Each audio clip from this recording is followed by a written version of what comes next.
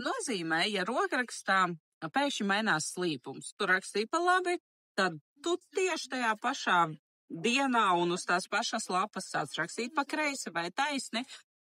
Īsā atbilde nekā laba. Drusciņ garāk, tās ir emocijas, kas sanāk tā kā tādas izkaisītas, ir ļoti grūti viņas savākt, un tā ir tāda diezgan liela impulsivitāte. Te prasītos tāda kārtīga elpošanas praksa, dziļākas ielpas, izelpas un mēģināt sevi emocionāli savākt.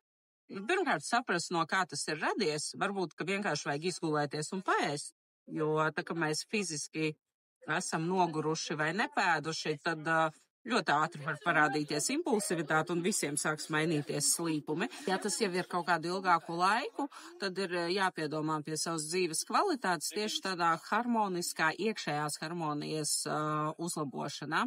Un starp citu, tad, kad cilvēks saka, ka viņam ir nekārtīgs rokraksts, nesmugs rokraksts, ļoti bieži tas ir dēļ šī mainīgā slīpuma. Kā mana skolotāja saka, ka burti paņemt un izmesti uz papīra vienkārši, tā nomesti hausā. Tas vizualizējot vienkārši tas ir tas, kas ar mūsu emocijām notiek. Starp citu, grafoterapija ir laba. Var vienkārši rakstīt 15 minūtes dienā vienalga kādu tekstu vienā slīpumā. Tas arī palīdzēs savākt emocijas.